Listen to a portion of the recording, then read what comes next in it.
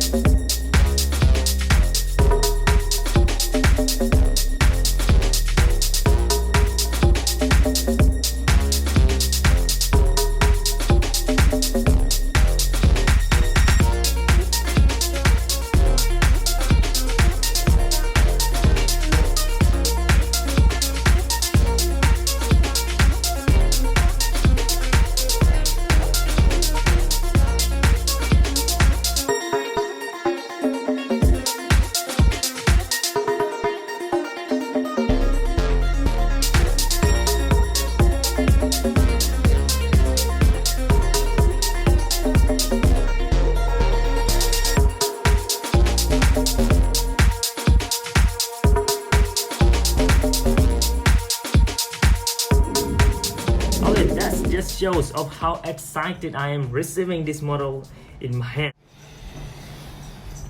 The smell of awesomeness. Anyway guys, Team Land Cruiser Toyota Auto Body G-Shock at the front here. I believe this is the model, the car that they are referring to in this collaboration. The rest are just plain black empty matte finishing box, so this is definitely a dirt magnet. We have another logo over here, TLC. This is the I believe the official logo for this Team Land Cruiser model. Similar thing again in here, and this is the watch. I actually was expecting something that's dark blue, but now when this thing arrived, it is actually in royal blue, which is much more amazing. I mean, royal blue is my favorite tone of blue, and here it is. A watch that comes with this royal blue is very beautiful, man. So let me just pull this thing out of the way now. We have the price tag down here. We have G-Shock Rangeman. This watch retails at 100,000 yen plus 8% tax, which is not cheap at all. This part is really solid, and the middle part is really soft. Ooh, very nice. And put this aside, GPS navigation keynote, been writing this out here. Basically GPS navigation function. And here is the watch. Look at that. Ooh. Wow. Serious, my first impression, let me put this thing aside. Okay, my first impression as I'm holding the watch first hand like so is that this is in general, it really reminds me of a Rangeman. I actually expecting to get something like the GWF-D 1000 triple sensor frogman type of build, but yeah, the watch band is really soft actually. Look at that, and built very solid. Done talking about all the first impression and all. Now let's begin exploring the watch up close. As you guys can see, this is the digital display. At home time we have day and time display in the middle. Very huge display though, and you're gonna see that the display on this watch is much better than any other display on previously released G-Shock watch. You can view the time at any angle and it will still remain clear and crisp. Let's begin by pressing this light button, so it should glow. Yeah, dual LED over there, two of them, but they aren't uniform as you guys can see. Nothing that is too bad. You're still able to tell the time or read the display at night time. And moving down to this button in the middle here, this is the crown actually, but you can press the crown to access the GPS navigation mode of this watch. The GPS function on this model only operates outdoors, so if you are in a building, sometimes even when you're in a car when driving, it will have troubles detecting or receiving the GPS signal. But then again, if you put the watch close to the window, and it should be fine. I already explored this GPS part prior to filming this part of the video. As you can see, I just moved just a little bit over there. We have the scale for the map, it is 4 kilometers. Up here, if I'm not mistaken, the number of point memory that this watch could store, and it's already filled or maxed out. There are 20 point memory actually. And if you want to change the scale, press the crown once again and rotate this back, and we have a 2 km scale instead. And now you can see that I'll start over here and move just all the way over there, basically just walking by the beach, not nothing that's too big in distance. Alright, if I scroll down, if I'm not mistaken, we could enter the compass mode right away from the navigation system. 7 hours 24 minutes over here, indicating that this GPS signal already running for 7 hours and 24 minutes. And you guys can see that the battery still holding up very well. This battery also already runs 1 bar lower as soon as I got it out of the box actually, so it's not because of the GPS signal at all. So if you want to use the GPS signal on this watch, you won't have any issues at all, I believe so. Press this mode button down here if I'm not mistaken to go back. We have point memo, we have recall, we have setting. Let's try setting. What else? Oh, not available. I'm pretty sure we need to connect this watch to your phone, and then we could use all this. I haven't connected this watch to my phone at all. I already have the apps though, the G-Shock connected app. Anyway, done with this one. To now proceed with this third button down here. This is for the timekeeping mode. You could use Bluetooth to set the time of this watch, or you could use the GPS to set the time of this watch, or you could use the GPS to also set the time and position of your watch. Basically, your home timekeeping will be set just using the GPS right away. You don't have to manually set the city, home, and all those. Just use this feature over here. Just scroll down using the crown, and then you will have it right away. I'm not sure if you could use this phone finder through the GPS, although if you could, it's gonna be very awesome. I mean, you could literally find your phone anywhere in the world. So history over here indicating that where it is, not available just yet. I need to pair this thing to my phone first. Press mode to go back, and press mode once at home time to enter the all the functions that this watch have. So we have connect, we have compass, we have altimeter, and we have barometer. And if I'm not mistaken, this watch also have the sunrise and sunset, similar as the Rangeman. One additional feature that Rangeman didn't have is the tide and moon phase over there. So that's interesting, making this watch very much complete already. We have world time, a stopwatch, a timer, and all those basic functions as well. But only a few of them that I'm gonna use. I'll show to you guys all of those after this, but for now let me demonstrate how to pair this watch to your phone. Just real quick clip.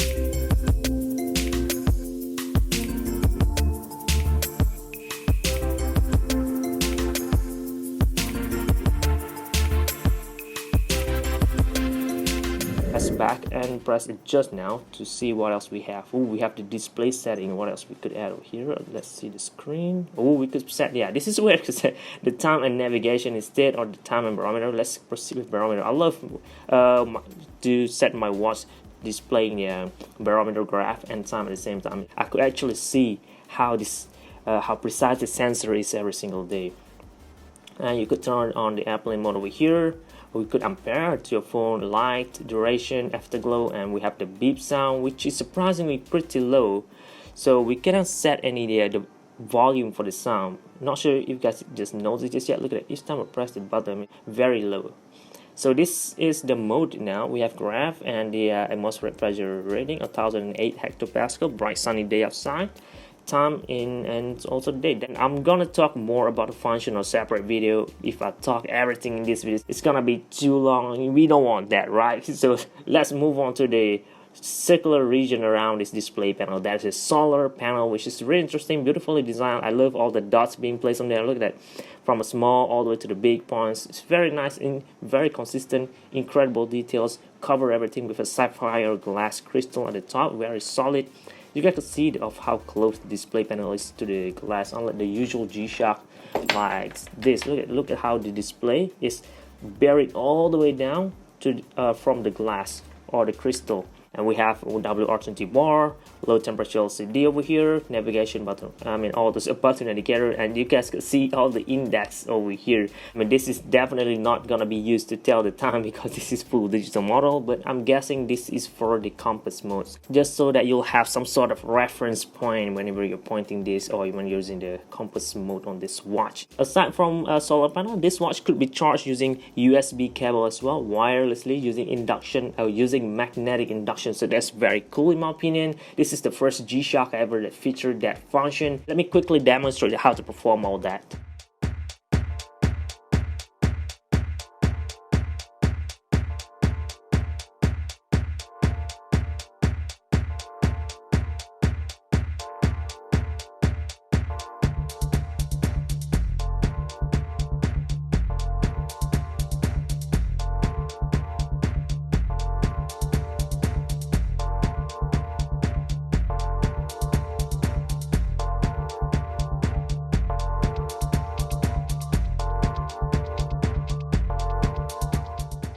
Okay, now we're back and let's proceed all the way to the design on the side. We have very huge luxury. This is definitely 2mm, definitely gonna hold on to your watch band for a really long time. This part not gonna come up anytime soon at all. I love how they designed this circular finish button. You could rotate this, but it won't serve any function because this is not a rotary crown, just regular buttons.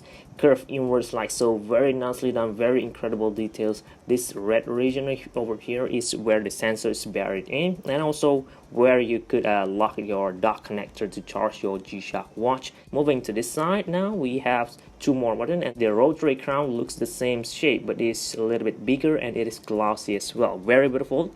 We have two slots over here where you could connect your dock connector as well, as you already saw from the previous video. And we have 4 pins over here, different from the usual bezel pins. Look at the one of the Modmaster, they have just flat out shape. This part has some sort of texture all around it. And one other thing that I just realized about the buttons, it really looks like the dual illuminator Modmaster G-Shock watch type of buttons, except it is curved inwards, where that model is just flat out. So let's move down to the watch band. It is very simple. It really feels like a Rangeman type of watch band with carbon fiber inserted in it. It looks more like the one on the triple sensor frogman type of shape because of this part is really wide and it tapered down all the way to the end. Navigation system for the main big feature, triple sensor obviously, and TLC or Team Land Cruiser main logo. Down on this part of the watch band, you can see of how carbon fiber sheets was placed in there, very nice. So that look at all the details, they are cut out nicely as well, so cool. And let's move up here. We have carbon fiber obviously, and solar power watch, more resistant structure because we have this cylindrical covered buttons over there. And this will be the pretty much basic band keepers. This is good enough already. Brush finish on top with G-Shock stamp on there, matte finish on the sides, feels very solid by the way. And this will be the buckle, and you know what, this part feels different. This part's definitely stainless steel, but this buckle feels like it is aluminum. Yeah, even the finishing looks a little bit off compared to this two. I'm not sure if you guys can see it, but if you actually hold it on hand, you'll be able to feel that it just feels different, feels a bit more lighter in weight as well. However, it does lock with this new type of locking style. This is riveted.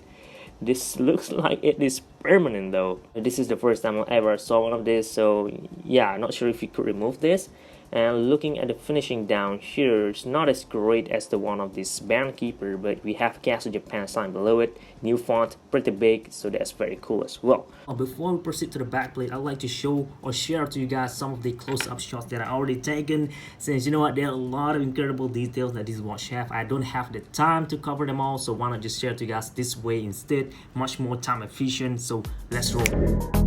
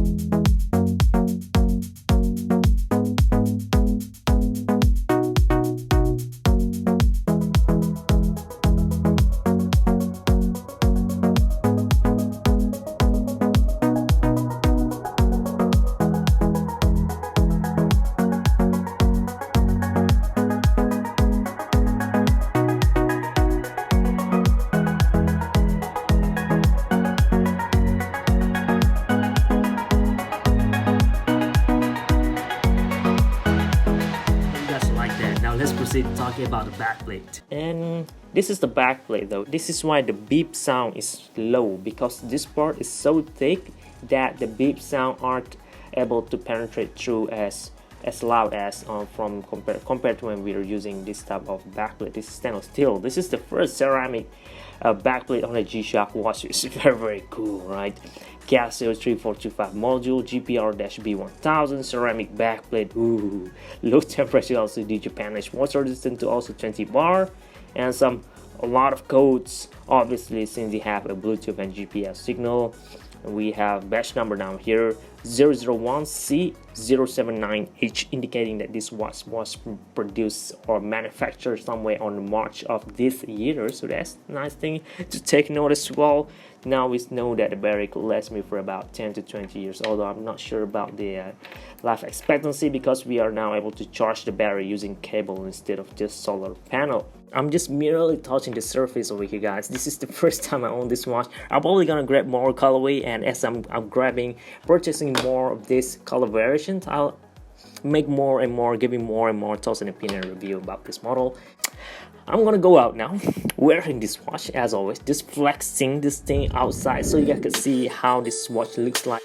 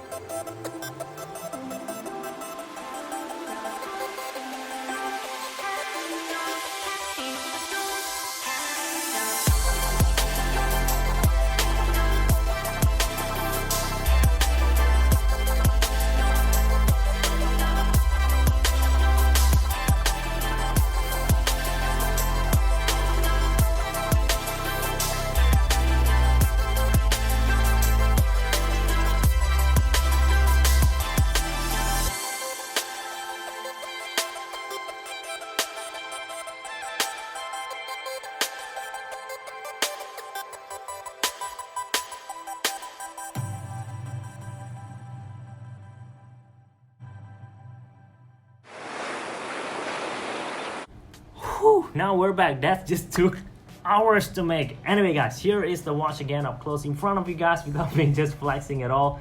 Look at that, I'm wearing a long sleeve shirt, so it masks the size of the watch pretty good though. But if I'm just wearing a short sleeve, like for example like this, my goodness, this watch is massive. Like, it is massive.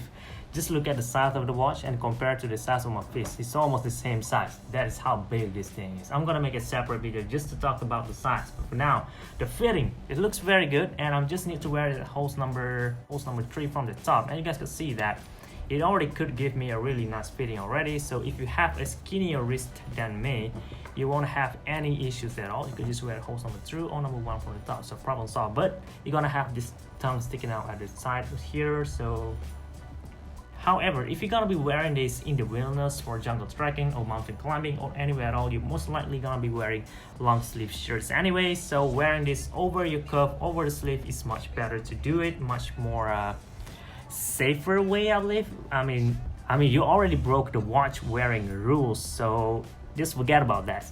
This watch is a tool watch. Wearing it over your sleeve is much better for the GPS signal, and also, I mean, you have a solar panel that you want to keep the watch charging all the time. That is all it, guys. I hope you guys found this video useful, informative, and entertaining as well. For a future reference, Leave a like if you found this video useful, and leave a comment down below.